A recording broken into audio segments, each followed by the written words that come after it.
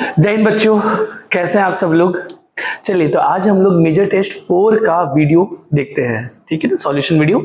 चलिए तो सबसे पहले सेक्शन ए में हम लोग बात कर लेते हैं। ये क्वेश्चन दिया हुआ है कि एल्कलाइन सॉल्यूशन में MnO4 माइनस चेंजेस टू। तो बेटा आपको पता है कि एल्कलाइन मीडियम में जो MnO4 माइनस होता है या न्यूट्रल मीडियम में उसका जो +7 है ना वो +4 में कन्वर्ट होता है। मतलब यू KMnO4 जो होता है वो MnO2 में कन्वर्ट होता है। ये NCERT का सवाल था, ठीक है। फर्स्ट ऑप्शन इसमें बी, ठीक है। स्ट्रांगली बेसिक में अलग होता है, पर ध्यान रखें न्यूट्रल या फिर एल्कलाइन मीडियम दिया तो +7 +4 में कन्वर्ट होता है, जो कि होता है MnO2, राइट।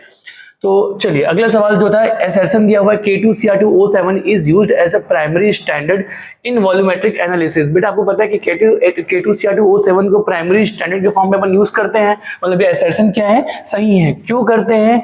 क्योंकि ये जो है ना हाइग्रोस्कोपिक नहीं होता, ये वाटर के साथ सॉल्युबल नहीं होता, मॉइस्चर के साथ ये रिएक्ट नहीं करता। रीजन बोला कि it has a good solubility in water. बेटा यही तो नहीं करता, वो सॉल्युबल नहीं होता वाटर में, तो इसका मतलब एसर्शन सही है, रीजन गलत है। तो इसका ऑप्शन क्या हो जाएगा? Option number C, if assertion is true but reason is false. तो ये आंसर सी जो होगा वो करेक्ट होगा। अगला सवाल जो है वो क्या है? What the correct sequences of step involved in the mechanism of Cannizaro's reaction। बेटा Cannizzaro रिएक्शन में क्या होता है, तो चलिए देखते हैं इसमें। तो बेटा जैसे आपको पता है कि ऐसे कार्बोनिल कंपाउंड जिसमें अल्फा हाइड्रोजन नहीं होते वही Cannizzaro रिएक्शन शो करते हैं। और उसमें आपको क्या देता है, एक जैसे एल्डिहाइड दे दिया कि तुम तो ये रिएक्शन शो भी नहीं करता, ठीक है ना। क्यों नहीं करता चलिए हम लोग देख भी लेंगे इस बारे में, अगेन आप लोगों को पता भी है। तो यहाँ पर बेटा मैंने एल्डिहाइड लिया जिसके पास कोई अल्फा हाइड्रोजन नहीं है। अच्छा, इसके दो मॉलिक्यूल काम में लेते हैं। तो फर्स्ट मॉलिक्यूल हमने ले लिया, ये है आपका फर्स्ट मॉलिक्यूल। तो सबसे पहले क्या होगा, स्ट्रॉन्ग बेस इसमें दिया होता है कंसंट्रेटेड KOH। तो सबसे पहले क्या होता है, KOH में से OH माइनस जो है ना, ये न्यूक्लियोफाइल होता है। ये न्यूक्लियोफाइल क्या करता है, अटैक करता है। तो सबसे पहले न्यूक्लियोफाइल क्या करेगा, अटैक करेगा। जब न्यूक्लियोफाइल अटैक करेगा तो ये हो जाएगा CO माइनस एंड ये हो गया H और ये हो जाएगा OH। तो फर्स्ट स्टेप में जो होता है न्यूक्लियोफाइल अटैक करता है, न्यूक्लियोफिलिक एडिशन रिएक्शन हो जाता है। सेकंड स्टेप में क्या होता है बेटा, तो सेकंड स्टेप में जो होता है ना, अब सेकंड मॉलिक्यूल, इसी का सेकंड मॉलिक्यूल यूज होगा SC डबल बॉन्ड OH, ठीक है ना। तो अब क्या होता है यहाँ पर, ये जो ऑक्साइड आयन जो बना हुआ है, ठीक है ना, नेगेटिव चार्ज, ये वापस से यहाँ पर डबल बॉन्ड बनाता है। और उसी वक्त ये H हाइड्रोजन जो है वो नेगेटिव चार्ज के फॉर्म में, मतलब H माइनस के फॉर्म में यहाँ से ट्रांसफर होता है। मतलब H माइनस का ट्रांसफर होता है, हाइड्राइड आयन की शिफ्टिंग होती है। और ये ट्रांसफर कहाँ पे होता है बेटा, इसी सेकंड मॉलिक्यूल में। तो ये यहाँ पर ये अटैक करता है, जब ये अटैक करता है तो फाइनली ये भी माइनस हो जाता है बेटा। तो सेकंड पहला पॉइंट हो गया, OH माइनस क्या करेगा, न्यूक्लियोफाइल अटैक करेगा। सेकंड में H माइनस का क्या होगा, शिफ्टिंग होगी। फाइनली यहाँ पर क्या बन गया, ये बन गया बेटा, ये डबल बॉन्ड O बन जाएगा, ये हो जाएगा OH। और यहाँ पर क्या हो गया, ये H माइनस अटैक किया तो ये हो जाएगा CH3 बन जाएगा बेटा, और ये O माइनस। देन इसके बाद फाइनली क्या होने वाला है, देखो यहाँ थर्ड लास्ट स्टेप में जो होगा वो होगा H प्लस का ट्रांसफर। मतलब ये जो H, देखो ये नेगेटिव है ना, तो यहाँ पर क्या होगा, पोटेशियम K प्लस, ये मेटल होगा। और आपको पता है कि जो K प्लस है ये मोर इलेक्ट्रोपॉजिटिव एलिमेंट है, इनकी खासियत होती है कि वो मोर स्टेबल एनायन में जाकर जुड़े। तो ये नेगेटिव ज्यादा स्टेबल है, ये नेगेटिव ज्यादा स्टेबल अगर बनेगा तो ये वाला, क्योंकि इसमें हो रहा है इक्वल रेजोनेंस, राइट। तो ये जो K प्लस है वो यहाँ जाना चाहेगा और H प्लस यहाँ जाना चाहेगा। तो लास्ट जो होता है बेटा, वहां लास्ट स्टेप पे, थर्ड स्टेप में होगा ये H प्लस जो होगा वो यहाँ से यहाँ शिफ्ट हो जाएगा। तो फाइनली थर्ड स्टेप में होता है H प्लस का ट्रांसफर, और ये क्या बन गया, CH3OH मीथेनॉल। H यहाँ पर चला गया और K प्लस यहाँ पर आ गया। तो फर्स्ट स्टेप में न्यूक्लियोफाइल अटैक करेगा, सेकंड में H माइनस क्या होगा, ट्रांसफर होगा, देन H प्लस। तो फर्स्ट ऑप्शन क्या है, nucleophilic attack, transfer of H minus, then transfer of H plus. तो ये फर्स्ट ऑप्शन जो होगा इसमें करेक्ट होगा। थोड़ा फास्ट कर रहे बेटा, ठीक है ना, कोई दिक्कत होगा ऐसी बात नहीं होगी, ठीक है। चलिए, in a set of reaction M bromobenzoic acid give a product D, identify product D। बेटा इसमें हमको प्रोडक्ट D देखना है। तो चलिए सबसे पहले क्या होगा, ये कोई एसिड दिया हुआ है ना, यहाँ पर ये दे दिया है COOH और इधर है Br। चलिए इसमें दिया हुआ है SOCl2 का रिएक्शन ट्रीट कर दिया है। बेटा इससे हमको SOCl2 से हमको क्या मिलेगा, SOCl2 से हमको क्या मिलेगा, ये मिलेगा Cl माइनस न्यूक्लियोफाइल। ठीक है बेटा, अब ये क्या करेगा मुझे बताओ, इसमें एक एसिड है, इसमें Br है, जैसे समझ में ब्रोमोबेंजीन है, तो मुझे बताओ क्या ये Cl माइनस इस ब्रोमीन को रिप्लेस कर पाएगा क्या? नहीं, क्योंकि इसमें रेजोनेंस हो रहा है, तो ये तो न्यूक्लियोफिलिक सब्स्टिट्यूशन रिएक्शन के लिए लिस्ट रिएक्टिव है, तो Br का तो ये कुछ कर ही नहीं पाएगा। कर किसका करेगा बेटा? ये COOH का, मतलब यहाँ पे COOH कुछ ऐसा हो गया, COOH, और इसमें बेटा ये जैसे Cl माइनस है तो ये क्या करेगा, न्यूक्लियोफिलिक सब्स्टिट्यूशन रिएक्शन, ये Cl इसमें अटैक करेगा और OH क्या हो जाएगा, बाहर। समझ पा रहे हो क्या? तो फाइनली पहले तो आपको जो बन जाएगा वो ये बन जाएगा, ये बन जाएगा C डबल बॉन्ड O, ये हो जाएगा Cl, OH तो बेटा निकल गया, और यहाँ पर Br जैसा का वैसा, तो लाइक ये OH निकलेगा, Cl आएगा।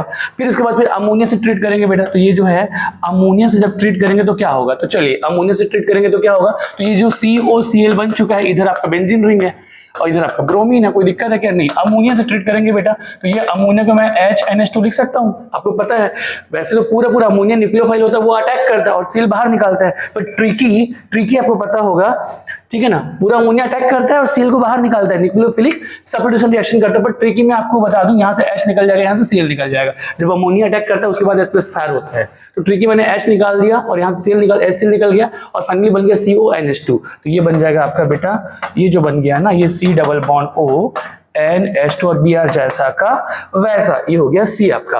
अब इसमें NaOH के साथ में क्या दे दिया है आपको, Br2, ये हॉफमैन ब्रोमेमाइड डिग्रेडेशन रिएक्शन है, जिसमें क्या होता है बेटा, अगेन आपको याद होगा, हॉफमैन ब्रोमेमाइड डिग्रेडेशन रिएक्शन में ये C डबल बॉन्ड को पूरा निकल जाता है और फाइनली NH2 यहाँ पे आकर जुड़ जाएगा, मतलब ये प्रोडक्ट बन जाएगा आपको, ऊपर जुड़ेगा NH2 और इधर हो जाएगा Br। तो यहां पर जो ऑप्शन कौन सा दिख रहा है, ये option B is the correct option.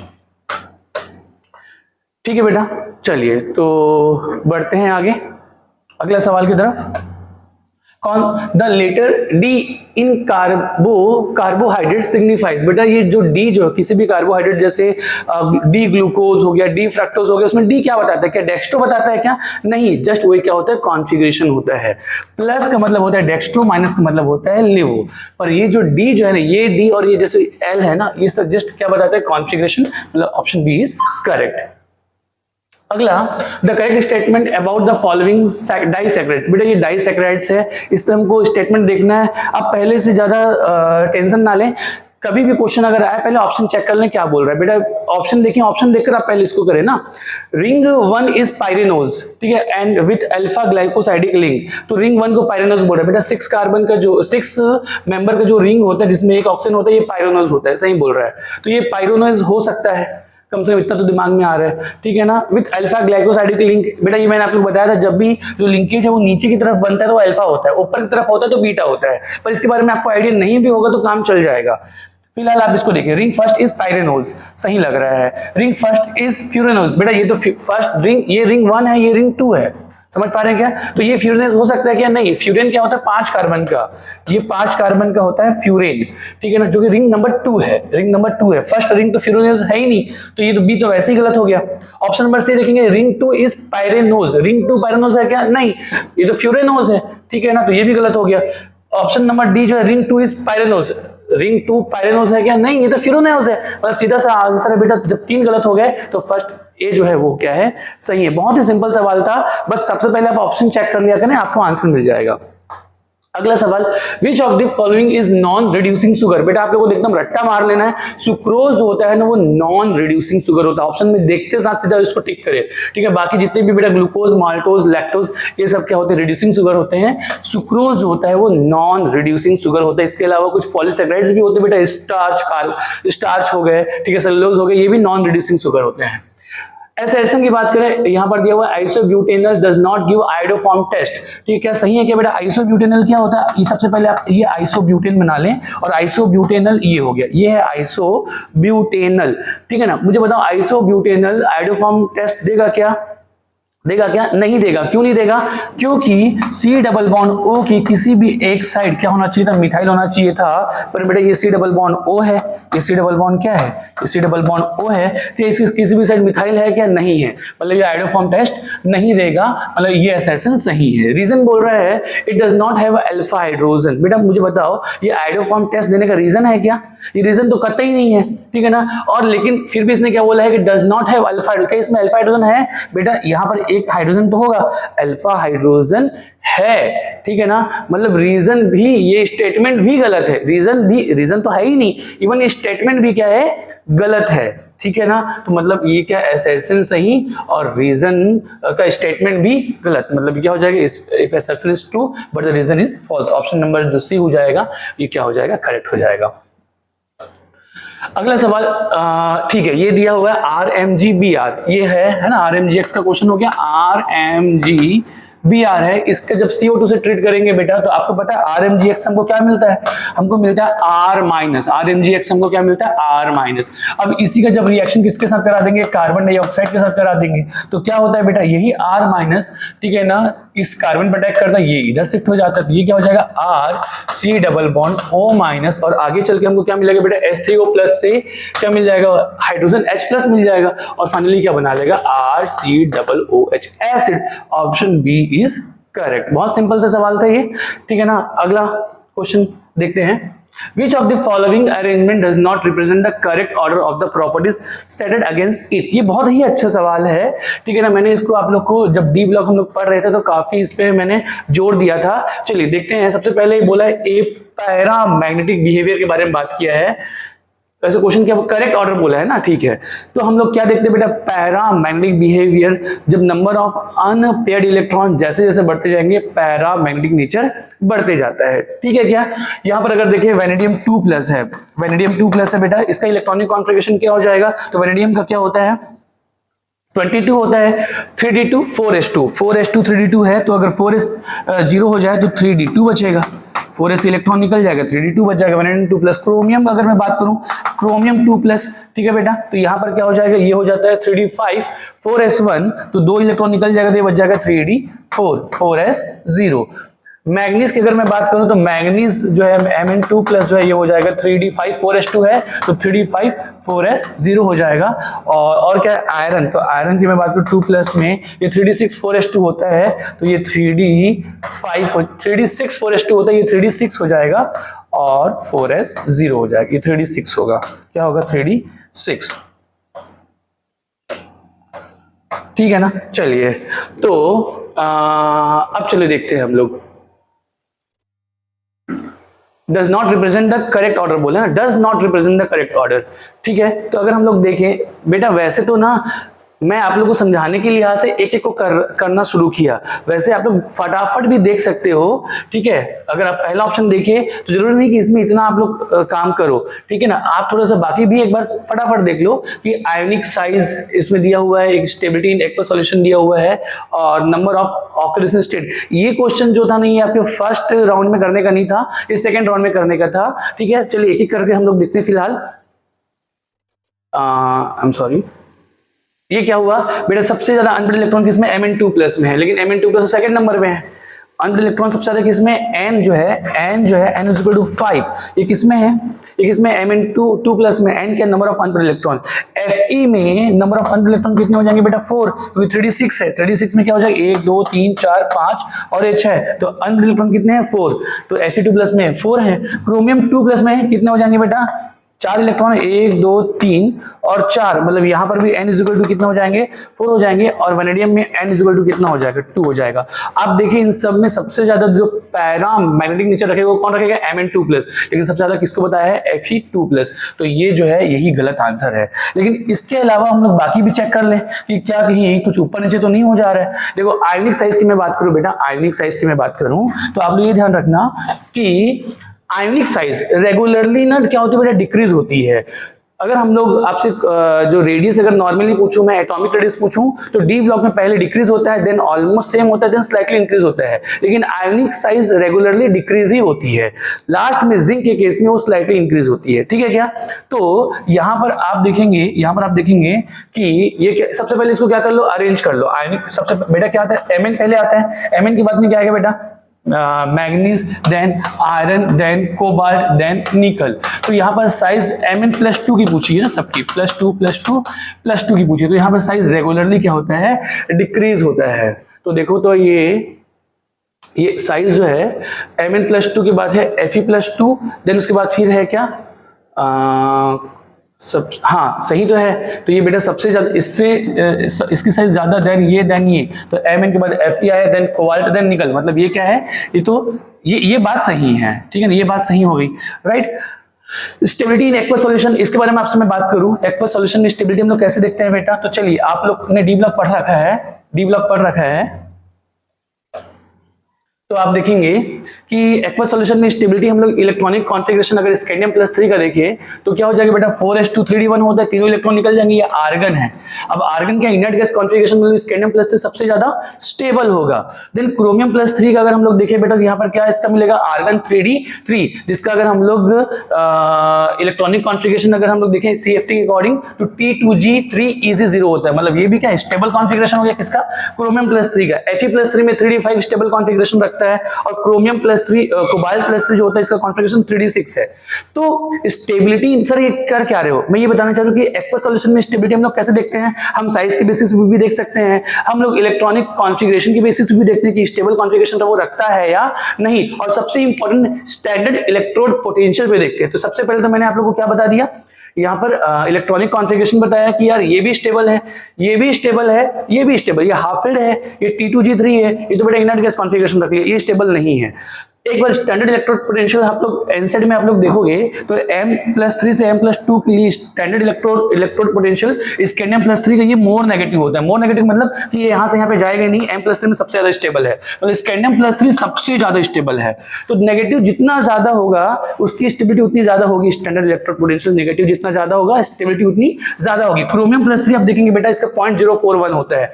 Then इसके बाद फिर यहाँ पर पॉजिटिव चार्ज बढ़ते जा रहे हैं, Fe+3 का होता है +0.77 और +1.97, मतलब यहाँ इधर से इधर जा रहे हैं तो पॉजिटिव चार्ज की तरफ ये बढ़ते जा रहे हैं, मतलब स्टेबिलिटी जो होगी बेटा अगर इन +3 में देखेंगे तो ये कम होते जा रहे हैं। सबसे ज्यादा स्टेबल कौन होगा, +3, देन क्रोमियम+3, देन आयरन+3, देन कोबाल्ट+3। मैंने आपको इसको स्टैंडर्ड इलेक्ट्रोड पोटेंशियल की वैल्यू रखकर भी समझाया, इस बहुत ज्यादा नेगेटिव होता है, देन इसके बाद फिर नेगेटिव चार्ज जो धीरे धीरे कम होते जा रहा है, पॉजिटिव की तरफ बढ़ते जा रहा है, तो इस तरीके से इसकी स्टेबिलिटी भी क्या होती जा रही है, कम होती जा रही है। इधर की तरफ ये Mn+ से Mn+2 में आसानी से कन्वर्ट हो सकता है, मतलब की स्टेबिलिटी कम होती जा रही है।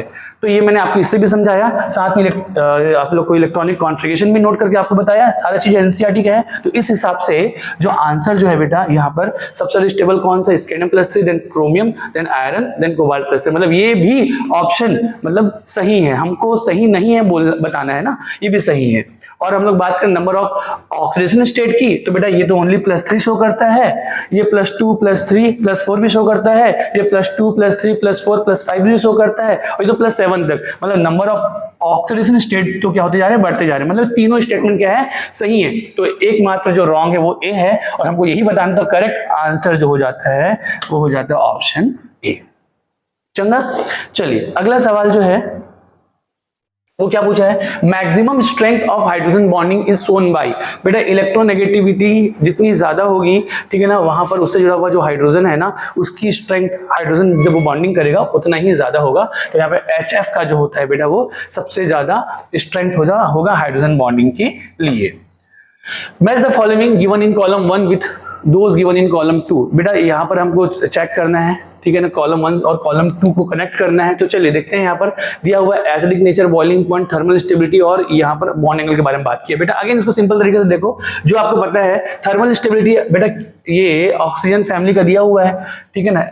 तो चलिए आपको पता है जैसे ये H2O, H2S, H2SE, H2TE ऊपर से नीचे जा रहे हैं बेटा, तो बॉन्ड सेम ग्रुप का क्वेश्चन है, बॉन्ड लेंथ बढ़ते जा रहा है, बॉन्ड लेंथ बढ़ते जा रहा है तो बॉन्ड डिसोसिएशन एनर्जी कम होते जा रही है, थर्मल स्टेबिलिटी कम होते जा रही है, मतलब ऊपर से नीचे जा रहा है थर्मल स्टेबिलिटी कम होते जा रही है। मतलब सबसे ज्यादा थर्मली स्टेबल जो होगा वो कौन होगा, H2O, देन फिर H2S, then H2SE, then H2T, मतलब A जो होगा A का 2 होगा। क्लियर है क्या। एसिडिक नेचर अगर देखें बेटा तो अगेन बॉन्ड लेंथ बढ़ते जा रहा है, तो बॉन्ड लेंथ बढ़ते जा रहे हैं तो बॉन्ड डिसोसिएशन एनर्जी कम होती जा रही है।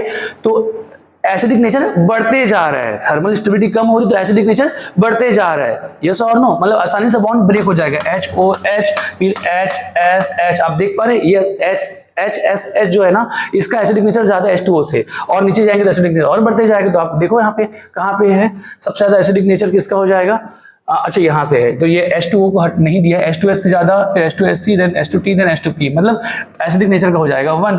बॉइलिंग पॉइंट्स अगर देखें बेटा तो बॉइलिंग पॉइंट्स अगेन हम लोग देखते हैं ऊपर से जब नीचे जाते हैं तो नॉर्मल बात क्या कि जब मास बढ़ता है तो वैन डर वाल फोर्स बढ़ता है, वैन डर वाल फोर्स बढ़ता है तो बॉइलिंग पॉइंट बढ़ती है, तो नीचे जाते हैं तो बॉइलिंग पॉइंट बढ़ती है, लेकिन वाटर का एक्सेप्शनली सबसे ज्यादा बॉइलिंग पॉइंट होता है, क्यों, क्योंकि इसमें होता है हाइड्रोजन बॉन्डिंग। तो देखते हैं क्या, यस, तो ये वाला जो हो जाएगा यहाँ पर बढ़ते जा रहा है, फिर एक्सेप्शनली वाटर का सबसे ज्यादा बॉइलिंग पॉइंट होता है, मतलब सी का जो हो जाएगा 3 हो जाएगा, तो बचा क्या डी तो यही होगा H2O का, हाँ यस H2O का आपका जो बॉन्ड एंगल होता है सबसे ज्यादा, फिर इनका तो 90 डिग्री के क्लोज होता है, तो ये अगेन तो ये आंसर जो हो जाएगा आप देख लेंगे, चेक कर लेंगे, जो भी इसका आंसर होगा वही होगा, मतलब C का 3, D का 4, A का 2 और B का 1। चलिए अगला सवाल है, the correct increasing order of bond dissociation energy, ठीक है बेटा, N2 O2 F2 और Cl2, बेटा N2 जो है N ट्रिपल बॉन्ड N है, O2 O double bond O है, F2 और Cl2 दोनों सिंगल वाले बॉन्ड है, ये सिंगल बॉन्ड रखते हैं, तो नो डाउट यार इतना तो पता होगा कि N2 और मतलब सबसे ट्रिपल बॉन्ड है तो सबसे ज्यादा जो बॉन्ड एनर्जी होगी N2 की होगी, देन O2 की होगी,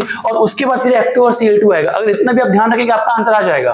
देखेंगे कहाँ पे देकर, यही देकर रखा हुआ है, और आप जानते हैं बेटा F2 और Cl2 में ज्यादा होना चाहिए था किसका, F2 का, क्योंकि इनकी साइज कम होती है, इसकी साइज ज्यादा, लेकिन फिर भी Cl2 की बॉन्ड डिसोसिएशन एनर्जी जो होती है वो ज्यादा होती है F2 से भी, मतलब आपको पता है Cl2 के बाद फिर आता है Br2 और सबसे बहुत बाद में आता है F2 और देन I2, F2 और I2 लगभग सेम होता है, F2 इतना कम हो जाता है, आपको मालूम है क्यों, क्योंकि इनकी साइज छोटी होती है तो इनके बीच में जो इंटर इलेक्ट्रॉनिक रिपल्सन है वो बहुत ज्यादा होते हैं, तो इसलिए आसानी से बॉन्ड ब्रेक हो जाते हैं। तो F2 का जो होता है वो सब Cl2 से भी कम होता है, तो इसके बाद आएगा Cl2 और फिर आएगा F2, ऑप्शन ए जो होगा वो होगा करेक्ट। अगला जो है, acetamide is treated separately with the following reagent, which one of this would give methyl amide. बेटा एसिटामाइड क्या होता है, एसिड मतलब 2 कार्बन का अमाइड हो जाएगा एसिटामाइड, यहाँ से क्या बनाना है मिथाइल अमाइन CH3NH2, तो यार ये कब होगा, हॉफमैन ब्रोमोमाइड रिएक्शन देंगे तो ये C डबल बॉन्ड O निकल जाएगा, ये बन जाएगा हॉफमैन ब्रोमोमाइड रिएक्शन में NaOH या KOH देते हैं बेटा इन प्रेजेंस ऑफ क्या, ब्रोमीन, ठीक है ना, तो वो क्या है NaOH प्लस Br2।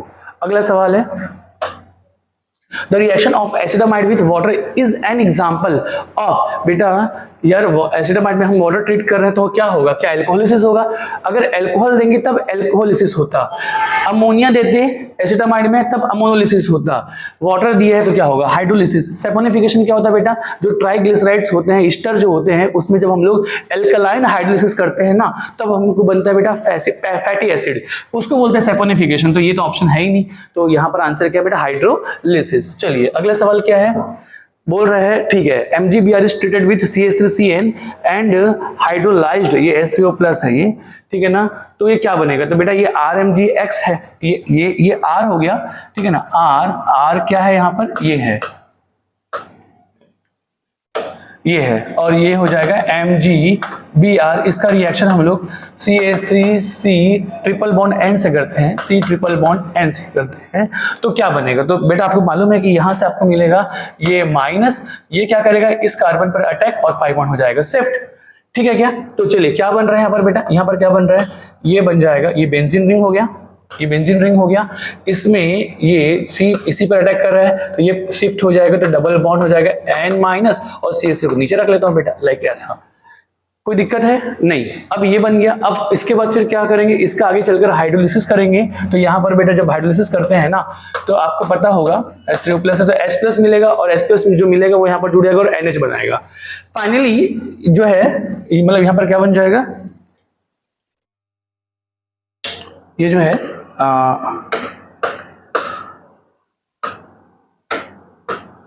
CH3 है और ये डबल बॉन्ड हाइड्रोलिसिस जब H प्लस लेगा NH बन जाएगा और अगेन फिर से इसका हाइड्रोलिसिस होगा, तो आपने इसको जानते हो OH2 है ना, ये लाइक ऐसा, तो हम क्या करते हैं बेटा यहाँ से हम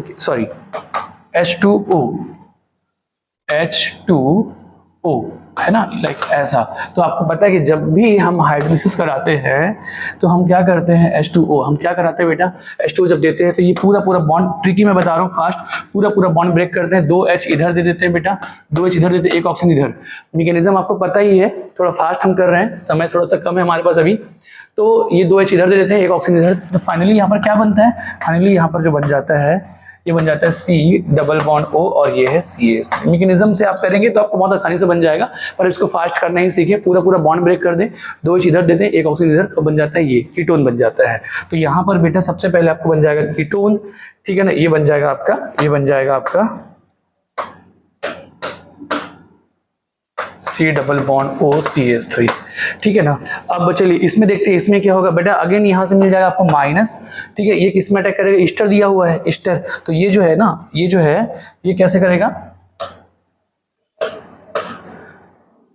ये माइनस जो है ये अटैक करेगा किसमें, ईस्टर दिया हुआ है, ईस्टर क्या दिया हुआ है, CH3 C double bond O C2H5, तो बेटा ये तो आपका हो गया लिविंग ग्रुप, ये हो गया आपका क्या, लिविंग ग्रुप, तो ये सीधा इसमें अटैक करेगा, ये बाहर निकल जाएगा। तो फाइनली फिर से क्या आंसर आएगा, CH3 C double bond O और ये बन जाएगा ये आपका आंसर आ जाएगा। सर इसके आगे हाइड्रोलिसिस किया हुआ है बेटा, तो कीटोन तो आगे वाटर के साथ रिएक्ट आसानी से करता ही नहीं है, ठीक है ना, तो फाइनली यही आंसर होगा। तो इन दोनों का आंसर सेम ही होगा, तो ए और बी दोनों सेम है, ठीक है, यहाँ पे CH3 C double bond O और ये लाइक ये ऐसा, ठीक है। तो ऑप्शन क्या सही होगा, ऑप्शन बी जो है वो करेक्ट है, ठीक है बच्चों। चलिए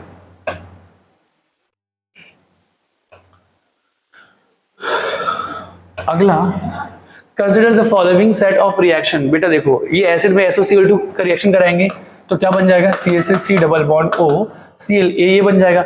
फिर बेंजीन के साथ रिएक्शन कराएंगे, एनहाइड्रस AlCl3 दिया हुआ है, तो मतलब ये कौन सा रिएक्शन हो जाएगा, कौन सा रिएक्शन हो जाएगा, ये हो जाएगा आपका फिडेलक्राफ्ट एसाइलेशन। तो यहाँ पर ये जो होगा ना, ये बेंजीन के साथ रिएक्ट करेगा बेटा, इसमें क्या दिया हुआ है, AlCl3 के साथ बेंजीन दिया हुआ है, तो AlCl3 क्या कर दिया, यहाँ से ये Cl माइनस को निकाल लेगा बेटा, इलेक्ट्रोफाइल जनरेट करेगा, ये बेंजीन पे अटैक करेगा, ये तो बेंजीन पे अटैक करेगा, तो बी जो बन जाएगा वो क्या बन जाएगा, बी बन जाएगा C double bond O CH3, ठीक है बेटा, अगेन कीटोन बन जाएगा। और ये HCN से जब इसको रिएक्ट कराएंगे HCN, तो H plus and CN minus मिलेगा, तो साइनोहाइड्रिन बनता है बेटा, तो ये जो बन जाएगा वो बन जाएगा आपका, ये माइनस हो जाएगा, ये प्लस हो जाएगा, तो प्लस में जोड़ देना आप CN, ये हो जाएगा OH और इधर हो जाएगा CH3, ठीक है ना। फाइनली ये हो गया आपका, ये वो हाइड्रोलिसिस का वही कहानी है, जो माइनस होता है तो यहाँ से भी H प्लस जो है ना वो इस तरीके से, तो साइनोहाइड्रिन यहाँ पे आपको फाइनली, अच्छा आई एम सॉरी, हाइड्रोलिसिस दिया हुआ है ना, तो ये जो CN है ना, ये CN हाइड्रोलाइज होकर COOH में कन्वर्ट हो जाएगा, ये है बेंजीन, और ये CN जो है जब इसका हम लोग हाइड्रोलिसिस कराते हैं तो ये COOH में कन्वर्ट हो जाता है, ये OH का OH ही रहेगा, ये CH। आप सोचो ना हाइड्रोलिसिस में और क्या होगा, इसका कुछ बिगाड़ नहीं पाएगा, इसका कुछ बिगाड़ नहीं पाएगा, CN का बिगाड़ेगा और उसको COOH में कन्वर्ट कर देगा, मतलब ये आंसर है। तो आंसर कौन सा हो जाएगा, आप देखिए कौन सा हो जाएगा, कुछ गड़बड़ हो रहा है क्या ऑप्शन में, CH3CN, बेटा ये आंसर तो यही है इसमें। अब इन चारों में अगर कोई एक, देखो ये नहीं होना चाहिए, ये नहीं होना चाहिए, ठीक है ना, पर अगर फिर भी इन चारों में अगर कोई एक सेलेक्ट करे तो वो जो सिलेक्शन हो, अच्छा हाँ ये तो है बेटा, ये तो है, आंसर ए जो होगा वो करेक्ट होगा, ठीक है। Among the following, which one does not act as an intermediate in Hoffman rearrangement? बेटा Hoffman bromide reaction में क्या होता है, अमाइड होता है, मैंने आप लोगों को बार बार सिखाया क्लास में, आप इसके कैसे इंटरमीडिएट याद करें, ठीक है ना। यहाँ से बेटा आप H2 छिपा देंगे तो RCON दिखेगा, है ना, H2 का छिपा देंगे तो ये, तो एक इंटरमीडिएट ये भी होता है। फिर बेटा ये अनस्टेबल होता है ना, ये अनस्टेबल होता है, अनस्टेबल इंटरमीडिएट है, ये तुरंत स्टेबल इंटरमीडिएट में कन्वर्ट होता है, कैसे, यहाँ पर रीअरेंजमेंट होता है, ये R माइनस यहाँ से निकलता है और इस नाइट्रोजन पे अटैक करता है, तो यहाँ पे बनता है RN, ठीक है, और जब लोन पर इधर शिफ्ट होता है RN double bond C double bond O, ठीक है ना, एल्काइल आइसोसाइनेट, ये एसाइल नाइट्रीन है, पहले बनता है acyl nitrene, then alkyl isocyanate, और फिर फाइनली हाइड्रोलिसिस इसका कराते हैं और बना लेते हैं प्राइमरी अमाइन।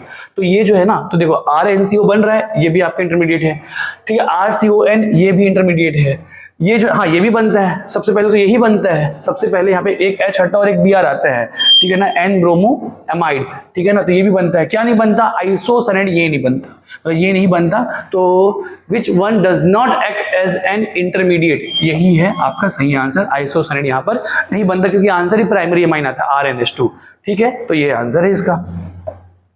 चलिए, अच्छा ये बोला गया है कि CrO4 माइनस जो है चेंज हो रहा है Cr2O7 में, तो पीएच क्या होना चाहिए, और रिवाइस वर्सा में अगेन पीएच क्या होना चाहिए। तो आपको याद होगा बेटा, आपको याद होगा Cr2O7 जो है ना, ऑरेंज कलर का जो होता है डाइक्रोमेट, जब हम लोग पीएच बढ़ाते हैं तो वो क्रोमेट में कन्वर्ट होता है येलो कलर का, राइट, और जब पीएच कम करते हैं तो डाइक्रोमेट में कन्वर्ट होता है। तो पीएच बढ़ा रहे हैं, पीएच बढ़ा मतलब 7 से ज्यादा होगा, समझ पा रहे हो क्या, और पीएच कम कर रहे हैं मतलब 7 से कम होगा। तो चलिए देखते हैं 7 से कम, तो बेटा CrO4 जब इसमें कन्वर्ट होगा तो पहले पीएच कम होगा, और उसके बाद फिर जब इधर से इधर जाएगा तो पीएच ज्यादा होगा।